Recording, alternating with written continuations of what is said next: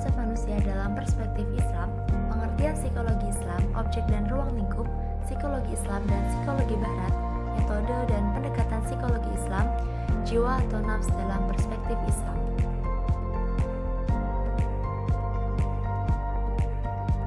Pada bab 1 membahas tentang konsep manusia dalam perspektif Islam. Manusia adalah makhluk yang diciptakan dengan kesempurnaan dengan diberi akal yang dapat digunakan untuk memikirkan segala sesuatu di luar dirinya. Namun, masih sering muncul pertanyaan siapakah manusia itu berdasarkan konsep lama tentang manusia. Apabila ditinjau dari kemampuan manusia untuk dapat berpikir, manusia disebut sebagai animal rasional atau hayawanatik. Kemudian jika ditinjau manusia itu memiliki kemampuan untuk hidup bermasyarakat, manusia disebut sebagai zoom politikon, disebut juga sebagai homo economist dan animal symbolicum serta homo faber. Jika ditinjau dalam pembicaraan filosofi, manusia itu berasal dari evolusi Darwin yang mengatakan bahwa manusia itu berasal dari kera.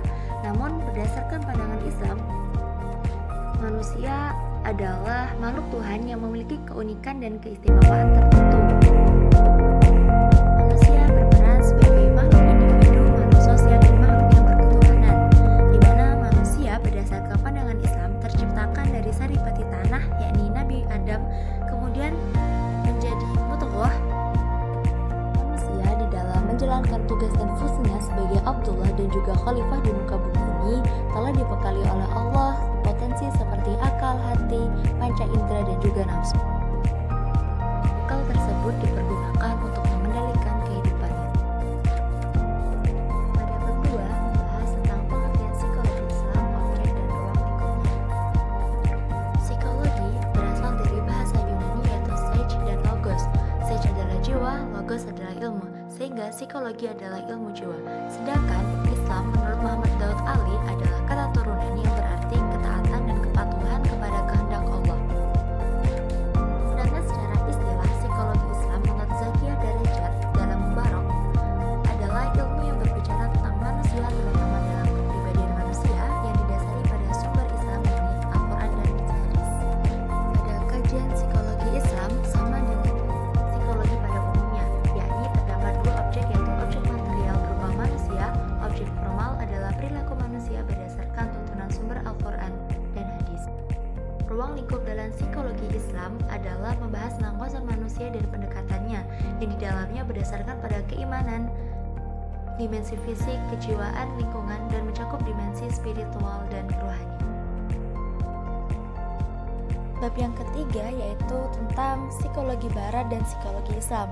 Objek kajian persamaannya yaitu terdiri dari dua kajian objek secara material dan secara formal, yaitu manusia dan perilakunya. Kedua adalah cara mencari pengetahuan. Sama-sama yaitu berdasarkan bagaimana cara mengetahui perilaku dari manusia. Namun persamaan yang lebih menonjol yaitu bagaimana cara penggunaan metode, yaitu dengan metode eksperimental dan juga metode non-eksperimental. Perkembangan jiwanya yaitu antara psikologi Islam dan psikologi Barat tetap memperhatikan kepribadian dan lingkungannya. Perbedaan psikologi Islam dan psikologi Barat jika ditinjau dari objek kajiannya yaitu bahwa kalau psikologi Islam itu lebih menekankan pada kerohanian, sehingga disebut juga sebagai dimensi ragawi, dimensi kejiwaan, dimensi lingkungan, dan dimensi rohani.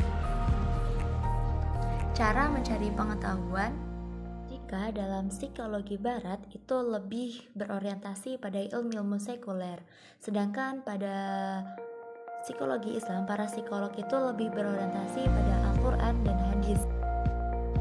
Arah perkembangan jiwa dari psikologi Islam dan psikologi Barat. Jika dalam psikologi Barat, karena terdapat banyak aliran, maka perkembangan jiwanya lebih kepada kepuasan jasmani dengan memperhatikan motivasi, stimulus, respon, cara berpikir, dan tujuan. Sedangkan dalam psikologi Islam memperhatikan kajian rohaniah dengan arah perkembangan yang membentuk rasa tanggung jawab sebagai abdul iman, khalifah, amanah, dan menjadi ulul albab. Pada bab 4 membahas tentang metode dan pendekatan psikologi Islam. Adapun metode dalam psikologi Islam yang pertama adalah metode perumusan yang di dalamnya terdapat keyakinan, rasionalisasi, otoritas. Kemudian kemudian metode pengembangan, yakni ada pragmatis dan idealitis. Yang ketiga adalah metode penelitian, yakni muhasabah, tazkiyatun nafs, ruqyah, dan psikoterapi Islam. Adapun metode yang terakhir yaitu metode penghukum yang di dalamnya terdapat observasi, eksperimen, angket, biografi atau autobiografi, klinis, dan tes. Pendekatan dalam psikologi Islam yaitu pendekatan struktural, fungsional, dan psikoanalisis. Ada bab yang kelima yaitu tentang jiwa nafs dalam perspektif Islam. Pengertian jiwa atau nafs dalam Al-Quran disebutkan sebanyak 295 kali dalam 63 surah. Dalam perspektif Al-Quran, nafs itu berfungsi sebagai penampung dan pendorong manusia untuk berbuat taat dan fujur.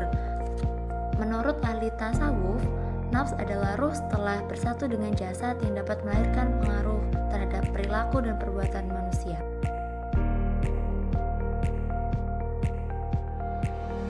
Sehingga kesimpulannya adalah nafsu merupakan kesatuan psikofisik serta keseluruhan aspek dan dimensi psikis dari manusia. Adapun konsep penyusun jiwa atau nafs adalah akal, nafsu, hati, ruh, dan fitrah. Sedangkan tingkatan jiwa atau nafs yang pertama menurut Az-Zaki yaitu ada jiwa rabani, jiwa insani, jiwa hewani. Sedangkan tingkatan jiwa menurut Agus Hermawan yang pertama adalah nafsu amarah, nafsu lawamah, dan nafsu mutmainnah. Lalu, apa saja fungsi jiwa bagi manusia? Yang pertama, mendorong dan menggerakkan otak agar berpikir untuk apa Allah menciptakan manusia di dunia. Yang kedua, mendorong dan menggerakkan hati agar dapat mengetahui perasaan. Yang ketiga, menggerakkan panca indera kepada ayat-ayat Allah dan membedakan antara hak dan batil. Yang keempat, mendorong diri untuk melakukan perbuatan dan ucapan. Lalu bagaimana cara memanajement hati atau jiwa agar baik dan sehat? Yang pertama yaitu mempelajari ilmu akhlak yang baik dan buruk. Yang kedua, berlaku istiqomah dalam beribadah. Yang ketiga, mempraktikkan usaha takhalli, tahalli, dan tajalli. Yang keempat, membaca Al-Quran beserta terjemahannya, hadis, buku agama sah dari orang yang soleh. Teman, tadi adalah penjabaran dan penjelasan tentang psikologi Islam dan apa saja yang dibahas dalam psikologi Islam.